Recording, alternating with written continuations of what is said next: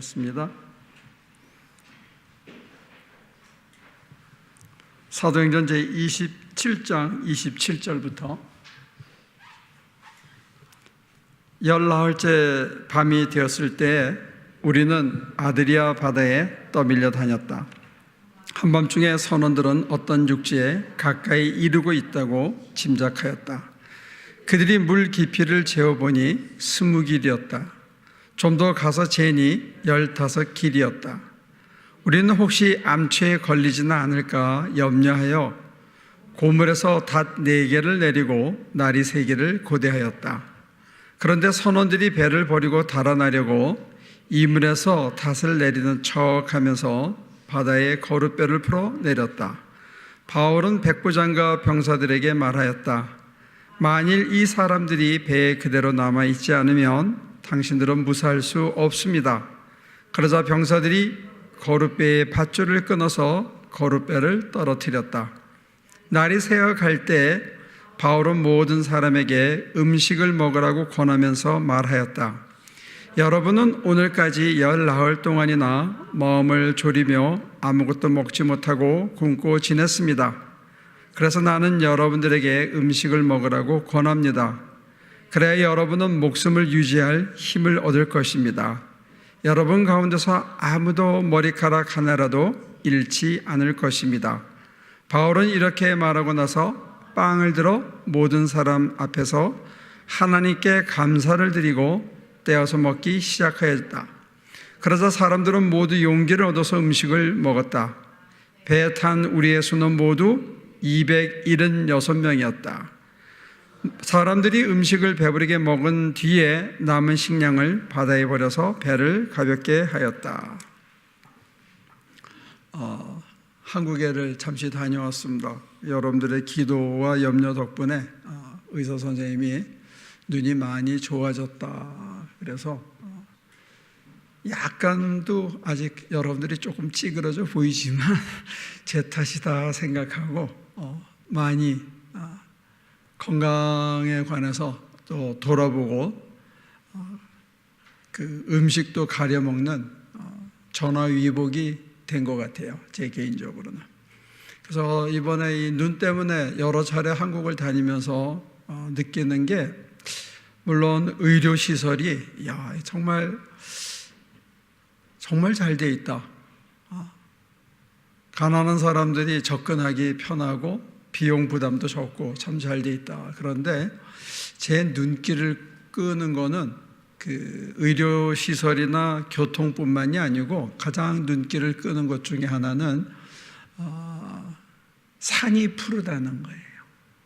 웬 산에 그렇게 나무가 많을까? 여러분들은 그런 거 눈여겨보지 못했습니까? 제가 30년이 더 됐거든요. 30여 년 전에 비행기를 타고 올 때는 이게 뭔가가 뿌옇고 그랬어요. 근데 지금은 뭐 눈이 오고 하얗게 뒤덮여서 좀 덜하지만 여름에 가보면 특히 저희가 캘리포니아에 사니까 한국이 이렇게 녹음이 짙을 수 있을까? 대단하다. 근데 그래서 나름 한번 도대체 이게 뭘까 한번 찾아보니까 2차 세계대전 이후에 산림 녹화에서 성공한 나라가 우리나라가 유일하다고 그래요. 그리고 지금은 그 녹화의 기술을 인도네시아나 몽고나 아프리카 여러 나라에 수출하고 전수하고 있다고 그래요. 근데 그 일 중에 앞장선 사람이 한 사람, 현신규 박사인가 하는 분이 여러분들이 아는지 모르겠는데 리기데타 소나무라는 것을 만들었대요. 리기다 소나무하고 데타 소나무를 이렇게 접목을 시켜서 리기데타 소나무를 만들었는데, 우리나라처럼 땅이 척박한 산지 이런 데서도 꼿꼿하게 잘 자라는, 하나 나무는 비옥한 땅에서 꼿꼿하게 자라고 한 나무는 척박한 땅에서 꾸불꾸불 살아남지만 제목으로 못 쓰는 두 나무를 장점만 합쳐서 척박한 땅에서 쭉쭉 뻗는. 그래서 이 수종을 보면 20년 안짝 된 나무들만 쭉쭉 있는 것 같아요. 굵고 큰 나무는 별로 못 봤습니다. 근데 그렇게 했는데 한 사람의 그 자기 평생을 바친 그 작업, 그래서 그분이 쓰신 글 중에 박봉에 시달려도 민족과 미래를 생각하면서 헌신을 다하면 그 민족은 망하지 않고 미래가 있다. 뭐 그런 글도 있고, 꽤 한 사람의 힘이라는 게 정말 대단하구나 이렇게 느낄 수 있는데, 그 사람의 그런 헌신과 맞춰서 우리나라에는 독특한 시스템이 있는데, 산림청이 농림수산부에 속하지 않고 내무부에 속해 있대요. 제도가. 그 왜 그러냐? 그러니까 내무부는 전국 각지의 조직이 다 있는데, 나무 한 그루를 심으면 거기에 꼬리표를 붙여가지고 얘를 언제 심었고 얘를 누가 관리하며 이게 얼마나 자랐는지 나무 하나하나에 대한 꼬리표와 그걸 관리를 내무부 말단 직원들과 이장들이 직접 했다는 거예요. 그러니까 한 사람의 노력이 정말 소중하지만 그것을 뒷받침하는 모든 사람들의 조직과 헌신이 합쳐져서 30년, 40년 만에 이런 결실을 낳은 거죠. 저는 무슨 새마을 운동을 무슨 찬미하거나 또 어떤 그런 것을 하는 게 아니고, 그 뒤에 숨어있는 그 할머니들이 그거 소나무 묘목을 키워가지고 쌀하고 바꾸는 거죠. 그래서 보릿고개를 넘기면서 그 나무를 갖다 심고 그 나무에 물을 갖다 나르고 그 나무를 돌보고 하는 그런 것이 20년, 30년 후에 그런 큰 열매를 맺으면서, 야, 어떻게 우리나라가 이렇게 푸르게 되었을까? 참 좋다. 다닐 때마다 좋다는 느낌을 갖습니다. 왜 오늘 이렇게 거창한 얘기를 시작하냐면, 바울 한 사람의 이야기가 이런 임팩을 미쳤다는 거예요. 바울 한 사람의 이야기를 바울 한 사람에 그치지 않고 그의 제자들이 기록으로 남기고, 그 기록으로 남긴 것들을 그대로 전수하면서 바울이 살았던 대로 자기들도 살아내면서 그것을 자기들에게 머물지 않고 다른 사람들에게 파급시켜가지고 보급시켜가지고 다른 사람들도 그렇게 살 수 있게 해줬다는 거예요. 근데 바울이 도대체 어떻게 살았고 제자들에게 무슨 임팩을 줬는가 했는데, 오늘 본문은 아주 상징적으로, 간단하고 상징적이지만 충분히 우리가 상상할 수 있는 아주 좋은 기록을 남기는데, 그게 뭐냐면 보름을 풍랑치는 파도에 휩쓸려서 해도 별도 보이지 않는 바다를 휩쓸려 다녔는데 살 소망을 잃었는데, 바울이 19일째 되는 날 떡을 들어서 하나님께 감사 기도를 드리고 자기가 먹고 사람들에게도 용기를 주고 먹으라 그래서 모든 사람들이 그 떡을 다 같이 떼었다는 거예요. 이게 상징적으로는 성례전이거든요. 바다 한가운데서 죽음의 목전에서 믿지 않는 사람들, 믿는 사람, 그 다음에 유대인, 헬라인, 온갖 종족들이 다 뒤섞여서 공동 식사를 하는데, 그 공동 식사의 자리가 죽음의 문턱이었고, 그게 풍랑치는 바다 한가운데서 정말 일엽편주 같은 나무 조각 같은 배 위에서 그런 거대한 성례전이, 거룩한 성례전이 열렸다는 거예요. 근데 그것을 인도할 때 바울의 모습이 얼마나 의연했는가.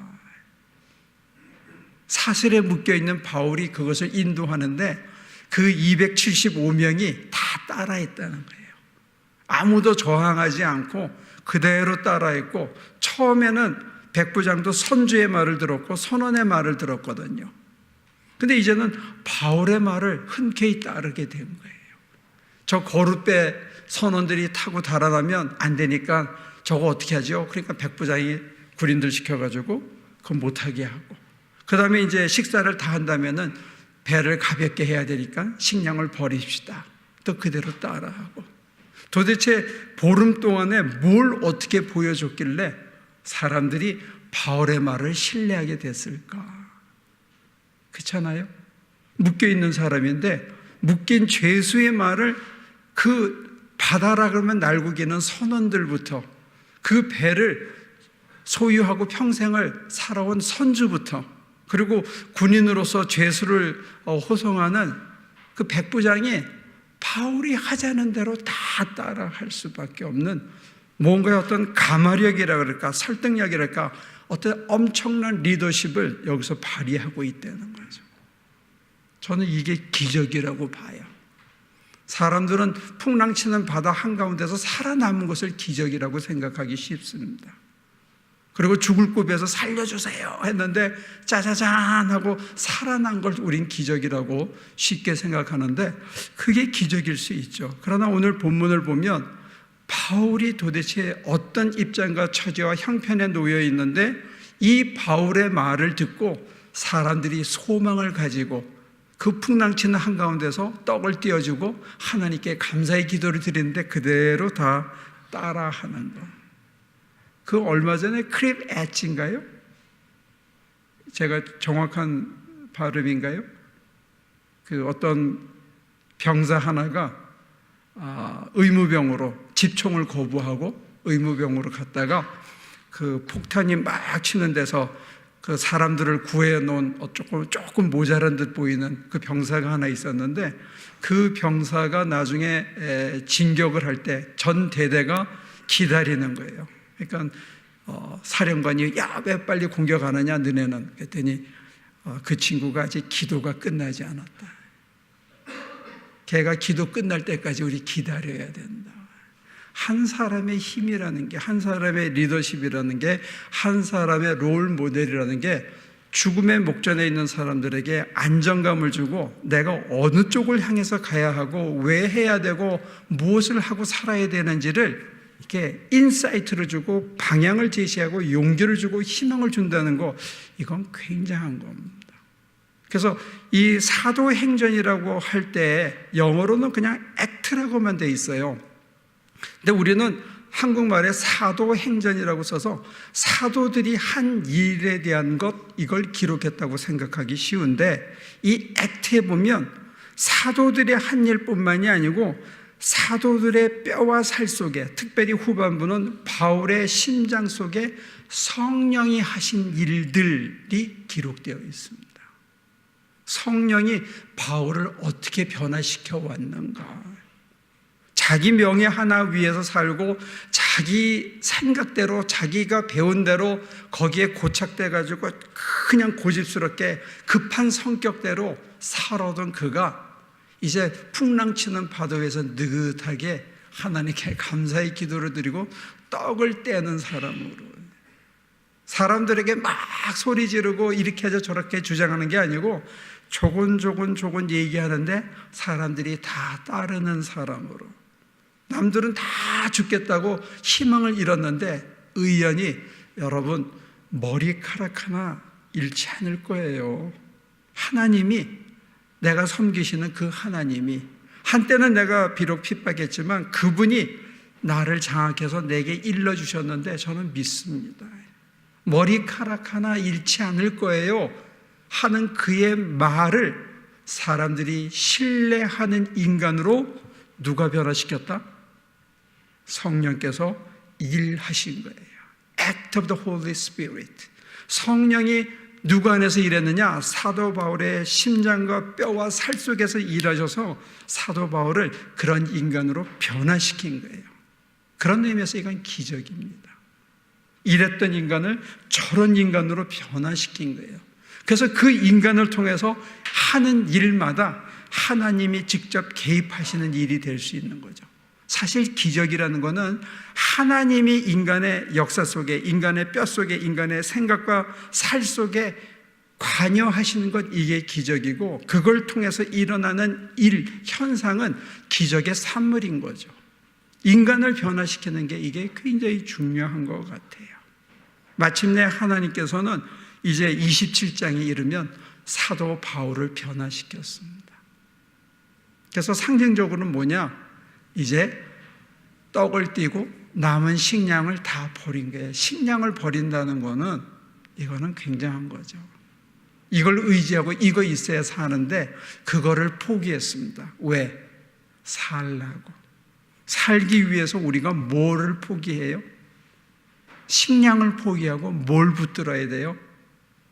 내 뼛속에, 내 심장에서 역사하고 있는 성령을 붙들어야 사는데, 우리는 식량을 붙들고 거룻배를 붙들고 배를 붙들고 풍랑치는 바다 한가운데서 어떻게든 살아보려고 발버둥을 치는데, 상징적으로 그걸 버려도 죽지 않는다고, 머리카락 하나 다치지 않을 거라고 신뢰하는 인간으로 성령이 바울을 변화시킨 거예요. 이건 기적입니다. 근데 이 기적은 무려 28년이나 걸린 기적이에요. 긴 세월 조금씩 다져서 마침내 죽음의 문턱에서도 두려움 없이 하나님께 감사를 드리며 식사 기도를 할 수 있는 인간으로 하나님께서 저를 마침내 변화시켰고, 저가 한결같이 지난 보름 동안에 묶인 채로 보름 동안에 하는 그 모든 행동들을 보면서 살 소망을 잃었던 모든 인간들이 자기들이 지금까지 믿고 따르고 행해오던 모든 것들을, 붙들고 있던 모든 동아줄들을 닷을, 그리고 거룻배를, 식량을 포기하고 바울의 뒤를 붙잡은 거죠. Something else in him. 저의 심장 안에 뭔가가 있구나, 그거를 바라보고 느낀 사람들이 바울이 가는 길에 쓴 거죠. 이걸 제자들은 아낌없이 기록했습니다. 꼼꼼하게 기록했습니다. 그리고 자기들만 보고 그치는 게 아니라 이것을 지중해 연안에 있는 모든 교회들에게 회람시킨 거예요. 그래서 바울을 통해서 이루셨던 그 놀라운 성령의 역사를, 성령이 바울 안에서 하신 일을 꼼꼼히 액트를 적어가지고 온 동네 퍼뜨려서 그런 일들이 확산되게 했다는 거예요. 우리나라같이 척박한 땅에다가, 맨 땅에다가 산림 녹화에 성공한 세계적인 성공 사례로 만든 거 기적이죠. 그렇지만 우리에게만 머문다면 그건 별 의미가 없을지 모릅니다. 근데 그거를 이제는 그걸 배운 사람들이 인도네시아에 가서, 일본도 실패하고 뉴질랜드도 실패한 데 가서 이제 다시 하고, 아프리카의 땅에 가서 그 기술을 그대로 접목을 하고, 몽고에 가서 산림 녹화 사업을 하고, 사막화 방지 프로그램하고, 뭔가 그 얘기를 들으면 좀 여러분들 뿌듯한 느낌이 없습니까? 왜 나만 뿌듯하지? 저는 그걸 듣는데 뿌듯하더라고요. 이 조그만 나라가 뭔가 이 세계 속에 공헌하는 게 있구나. 우리가 정말 못 살았는데, 제가 기억에 국민학교 때 가서 나무 심고 가서 밟고, 중학교 때 차출돼서 가서 밟고 하던 그 기억밖에 없는데 그 나라가 언제 이렇게 됐나. 바울을 따라다닐 때 누가 이 심정이 그랬을지 모르죠. 사슬에 끌려가는 자기 스승을 따라가는 누가의 심정이 정말 초라했을지 모릅니다. 그러나 그는 꼬박꼬박 기록하면서 하나하나 변해가는 놀라운 사건들을 보면서, 이게 기적이구나, 이게 성령이 하시는 일이구나, 이게 우리 심장에만 머무르면 되는 일이 아니구나 해서 이 편지를 회람시키고, 그 편지가 다다르는 곳마다 바울 안에서 이루셨던 성령의 역사가 확산되어질 때 2000년이 지나서 오늘 우리에게까지 복음이 전달되어 왔다, 그런 고백입니다. 우리 교회도 그 중에 하나가 되지 않을까 싶어요. 이건 아펜딕스인데, 제가 작년에 본부에 가서 잠깐 일을 하고 또 한국에 계신 목사님들을 만나면 절 잘 모릅니다. 제가 미국 온 지 30년이 넘기 때문에 학교에 있는 사람들은 제가 쓴 책을 보기 때문에 몇 사람은 알지만 거의 모르는데, 이런저런 얘기를 하다가 하나교회라고 그러면 사람들이 아는 사람이 의외로 많습니다. 강성도 목사는 몰라도 하나교회는 아는 사람이 의외로 있습니다. 그게 뭐냐? 멕시코에다가 교회 짓는다는 그 교회예요? 누구네 교회 지어줬다는 그 교회예요? 그런 얘기예요. 저와 여러분들이 했던 작은 헌신이 사람들에게 그거 힘들지만 좋은 일이야, 나는 비록 못하지만 그거 참 좋은 일이야, 언젠가 우리 교회도 좀 그런 데 갔으면 좋겠어요 라고 얘기하는 사람들이 있다는 거, 이게 우리가 이제는 우리 안에 이루었다면, 만약에 성령이 우리 안에 그런 일을 행하셨다는 것을 우리가 우리 안에 간직하고 있다면 이제는 조금씩 알려야 할 때가 되지 않았나 싶어요. 나누는 거죠. 이 기쁜 소식을 나눠서 그들 안에서도 그런 갈망과 소망이 생겨나서 우리도 그렇게 한번 해보자. 우리도 도움만 받던 교회에서부터 남을 좀 도와주는 교회로 한번 바뀌어보자 하는 임팩을 줄 수 있다면 하나님의 역사가 세상으로 조금 더 넓혀지지 않을까, 그런 설렘을 가져봅니다. 여러분들에게 기쁜 소식을 전하고요, 기적은 정말로 한 사람으로도 시작되지만 거기에 감동받은 사람들이 자기 안에 머물지 않고 그거를 다른 사람들에게 나눠줘서 자랑하는 게 아니죠. 너도 나처럼 됐으면 좋겠다. 너도 이렇게 힘을 내서 좀 우뚝 섰으면 좋겠다. 우리는 황폐한 나라였다. 근데 푸른 나라로 바뀌었다. 이런 소식을 전하고, 우리 교회는 정말로 비가 새고 쥐가 뛰어다니던 그런 교회였다. 그러나 우리가 남을 도와주다 보니까 기술이 생기고 그 기술을 우리 교회에다가 쓰다 보니까 우리 교회가 이렇게 이뻐졌다. 모든 사람들이 와서 쉬고 싶은 교회로 바뀌었다 하는 소문을, 그런 은혜를, 그런 감동을 나눈다면 기적의 씨앗이 한국과 전 세계로 넓혀지지 않을까, 그런 기대를 가져봅니다. 2019년에는 우리에게 주신 은혜를 우리에게만 머물지 말고 세상 끝까지 좀 나누고 알리는 그런 좋은 해가 됐으면 참 좋겠습니다. 기도합니다. 하나님이 이렇게 하셔서 뒤돌아보면 모든 게 기적입니다. 우리의 힘이 정말 이룬 것이 하나도 없고 그저 우리는 앞뒤를 모르고 땀만 열심히 흘리고 열심히 밥을 해대며 고생하고 또 땅을 파고 또 나무를 쌓아서 벽을 세우고 올리는 그런 것 외에는 어디로 가는지도 모르고 왜 해야 되는지도 사실 잘 모른 채 그저 뜨거운 가슴으로 남을 도와야 된다는 것만 알고 했습니다. 그런 작은 조각들을 모으서 하나님께서 많은 사람들에게 감동을 줄 수 있는 이야기들로 만들었고 다른 사람들에게 소망과 어떤 삶의 방향을 일러주시는 하나님의 귀한 기적이 있었음을 이제 깨달아 갑니다.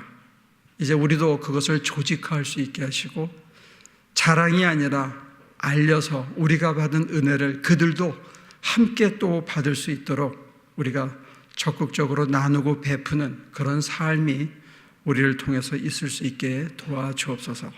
정말 미약하지만 지금까지 살려주셨는데 이런 기적을 더 많은 나라가, 더 많은 교회가, 더 많은 민족이, 더 많은 사회가 맛보고 누릴 수 있도록 우리를 사용하시고 하나님의 놀라운 기적에 함께 참여하는 우리 모두가 되도록 복내려 주시옵소서.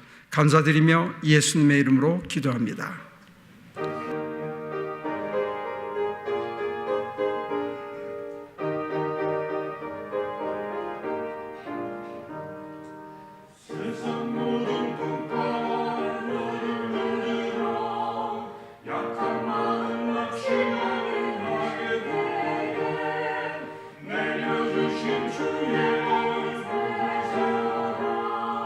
주의 크신 복을 내가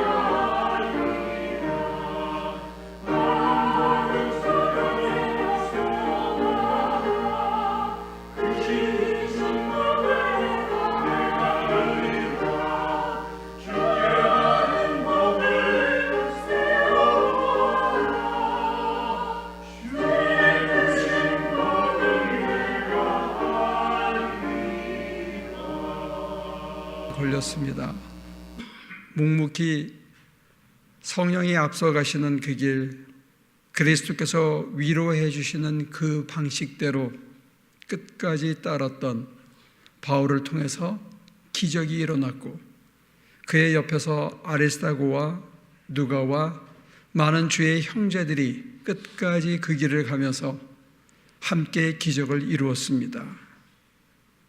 이민의 땅, 미국 땅에서 저희들이 신앙생활을 끈질기게 하고 있는 것 사실 기적인데, 세상 풍조에 휩쓸리지 않고 세상 유혹에 넘어가지 않고 좌절하지 않고 또다시 우뚝 서서 하나님이 하실 때까지 기다리고 하나님의 방식대로 따라가고 하나님이 기뻐하시는 대로 죽으나 사나 가버리고 애쓰는 수 있도록 우리의 심장을 붙들어 주심이 바로 기적임을 고백합니다. 언제 어떻게 열매가 이루어지든지 간에 이제는 우리 안에만 머물지 말고 이 기적의 열매가 우리 형제 자매들에게 땅끝까지 이르러 나눠지고 베풀어질 수 있도록 우리를 또한 사용하여 주옵소서. 하나님께 영광이 되고 많은 사람들에게 새로운 삶의 희망이 되기를 구합니다. 주여, 우리를 사용하시고 친히 이루어 주옵소서. 이제는 우리 주 예수 그리스도의 은혜와 아버지 하나님의 크신 사랑과 성령의 힘주심이 하나님의 사도로, 하나님의 사절로 땅끝까지 하나님의 기적을 이루게 될 하나교회 모든 성도들의 삶 속에, 뼈 속에, 심장 속에 지금부터 영혼까지 함께 하시기를 간절히 축원하옵나이다.